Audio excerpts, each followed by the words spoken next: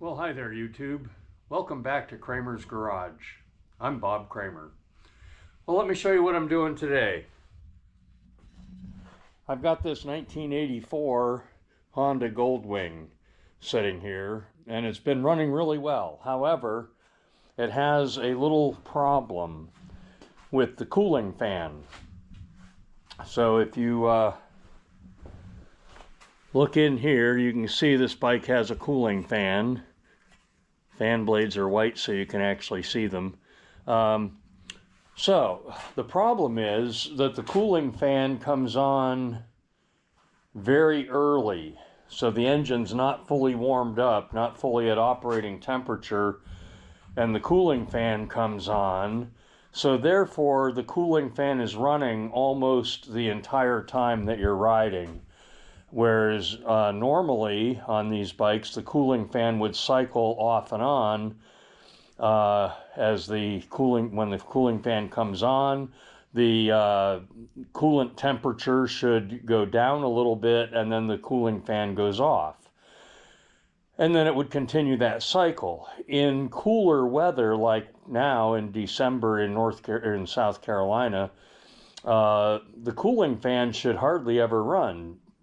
Maybe only if you're sitting idling for a period of time, but if you're moving down the road in 50-degree air, the airflow is enough to keep the engine at the operating temperature without overheating.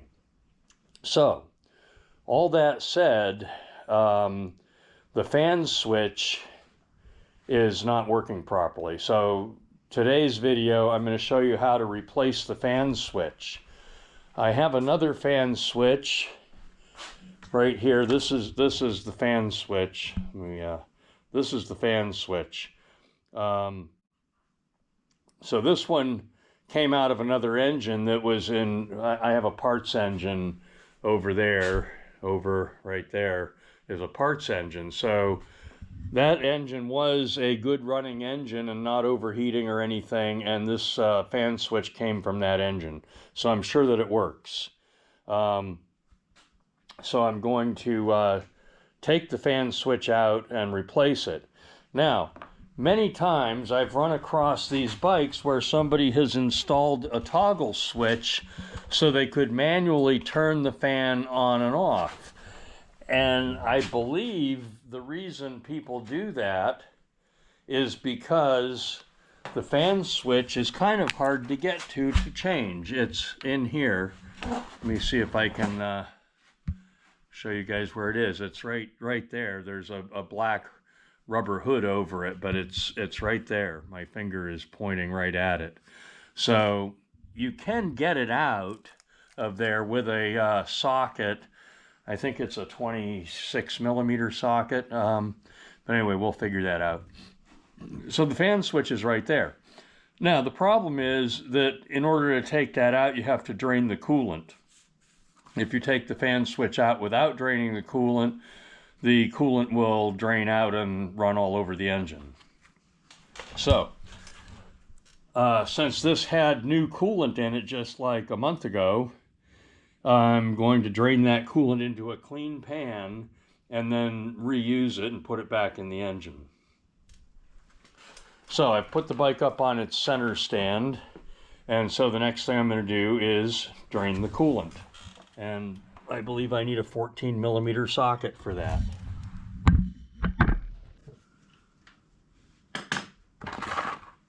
This engine is stone cold right now.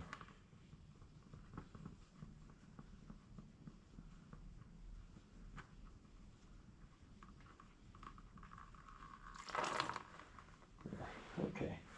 Now, as you can see, it just kind of trickles out.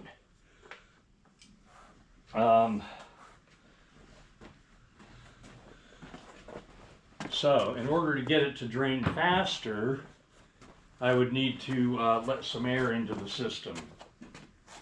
I'm going to go ahead and remove the seat and the top shelter, and then that coolant will gush right out. And I have something else I'm going to work on while I'm waiting for that to fully drain.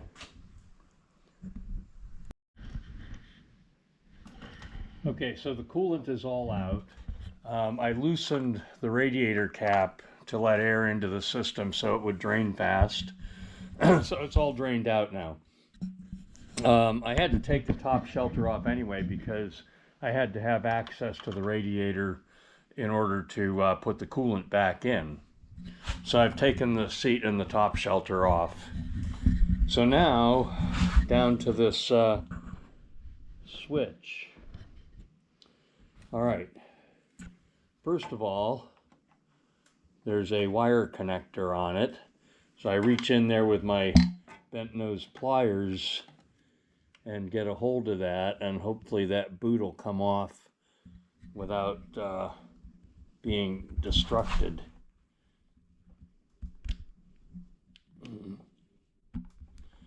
That plug should pull straight off of there. It's like two bullet connectors inside a rubber piece.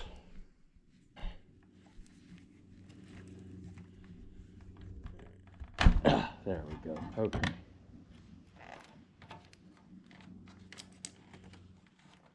So there we go. There's the rubber piece, and I'm going to look in there and see what my connections look like. Oh, they're clean. Yeah, wow.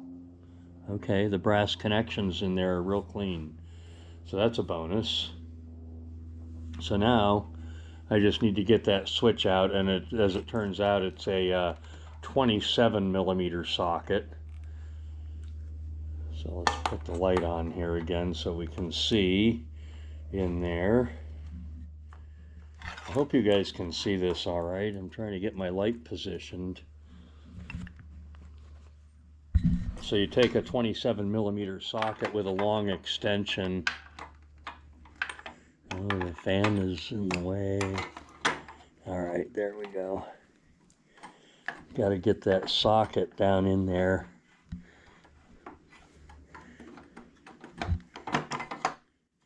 I might have to loosen the radiator on this one. This is the first time I've done this job on a GL1200. I've done it several times on an 1100 and a 1000, but the 1200, it's a little bit different. Okay, so I think I'm going to loosen the radiator and let it move forward a little bit. So let's do that. There should be two bolts. Yeah, there's two bolts down here at the bottom.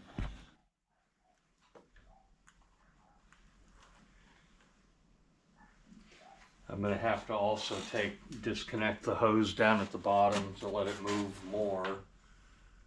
And incidentally, when you take this apart, it's best to have a new O-ring to put in there.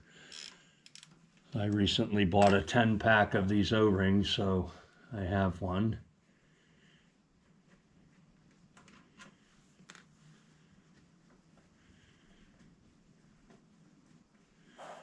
And I just got some debris in my coolant.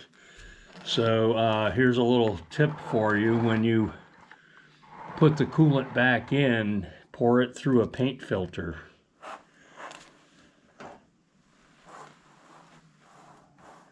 There, so that moved a lot. Plenty of room now to get my socket in, I'm sure.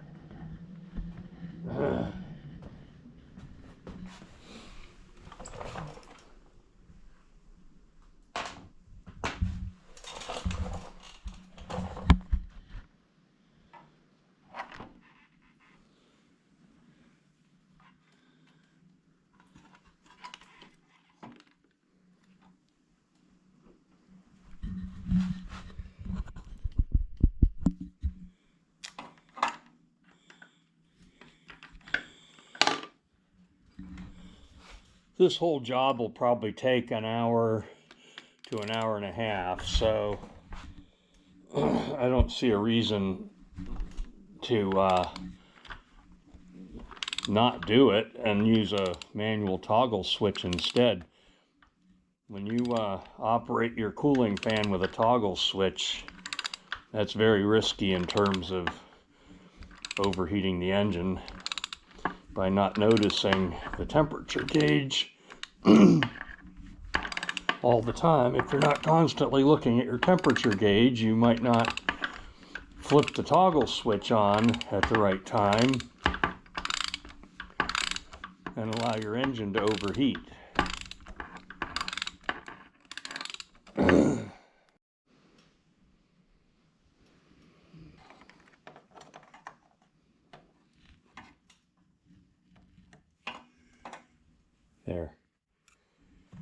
There's the old one. It is out.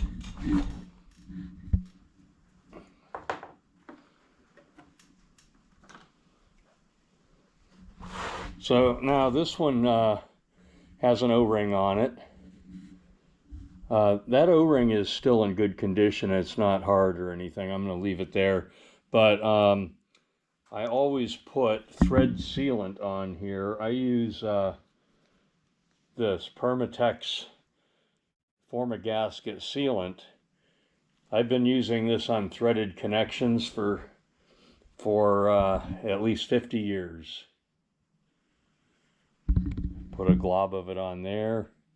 Take your finger, work it into the thread, and that will never leak a drop. Guaranteed. All right, now the trick is going to be to get it back in there and get it started straight. So to do that, I'm putting it in my socket and then guiding it into the hole. There, my socket, incidentally, the extension that it's mounted on is a wobble extension, so it lets the socket wiggle a little bit so I can find the alignment.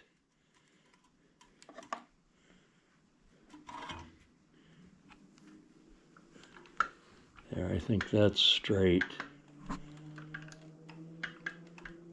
Yeah, that's going in straight.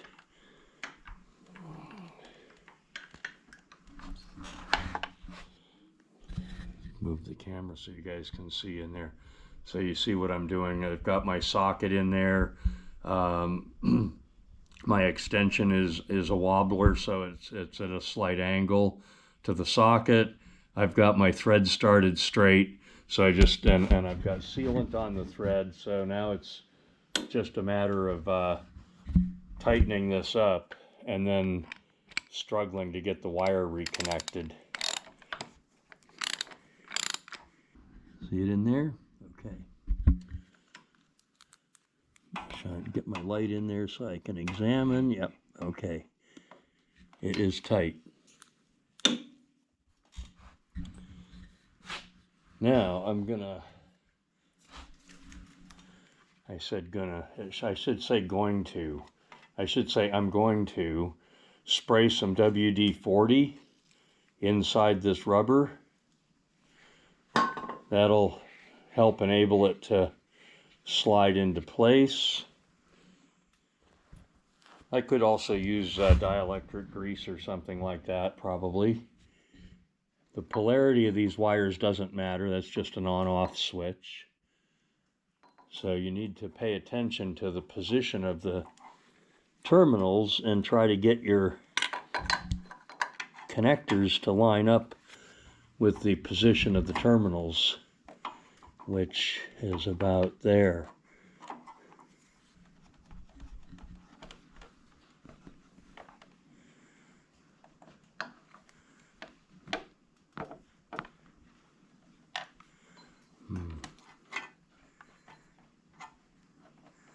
It's not connected.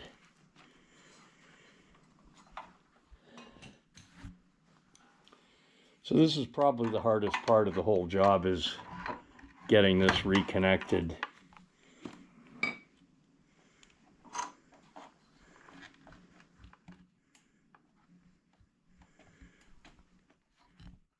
I have gotten frustrated a couple of times and cut the rubber boot away so I could just slip the electrical connection right on there without any interference from that chunk of rubber, which that's what's preventing me from getting this on there right now.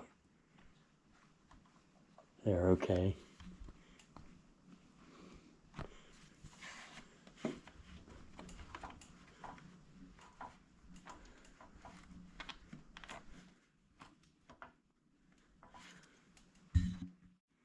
There, I believe I'm connected. See, when I wiggle it, I can feel that the electrical connections are connected in there. And the rubber boot is now slid all the way up over the switch.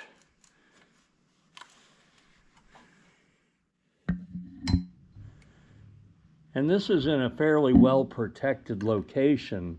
So if you really can't get the rubber to go back over the switch, if you cut the rubber away and just make a good electrical connection, smear some dielectric grease on it to help prevent penetration of moisture,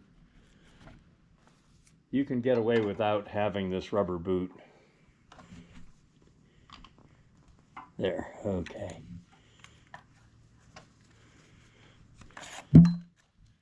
Phew, okay. So that was the hardest part of the whole job. So now I'm going to get my, yeah, that's connected. Okay.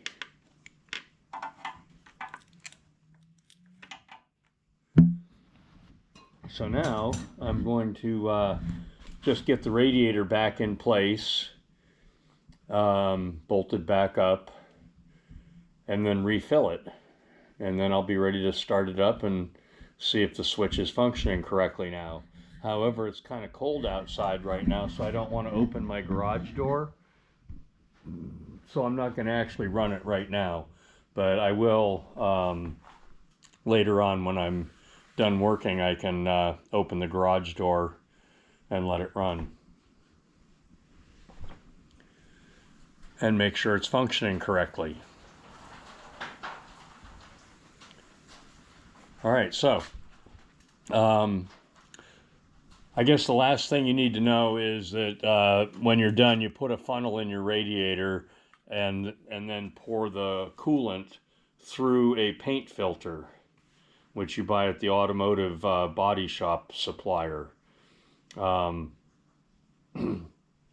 that's how I do it. Make sure I don't get any debris in my coolant. And so I'm going to wrap up this video now. That's how you change your fan switch. And it's pretty much the same process on a GL1100 or 1000.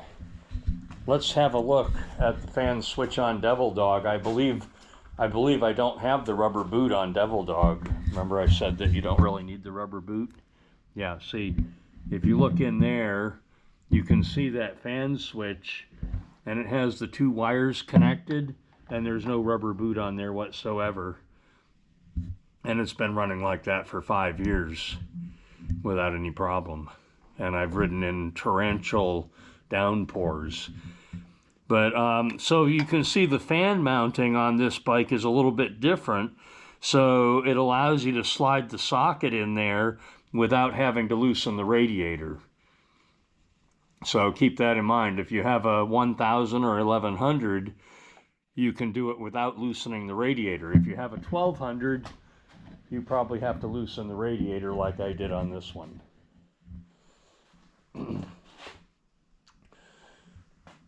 Okay, I'm going to end this video now. If you like my video, give me a big thumbs up and subscribe to my channel. My goal is to have 1,200 subscribers before the end of the year. I need about 8 more. Thanks for watching.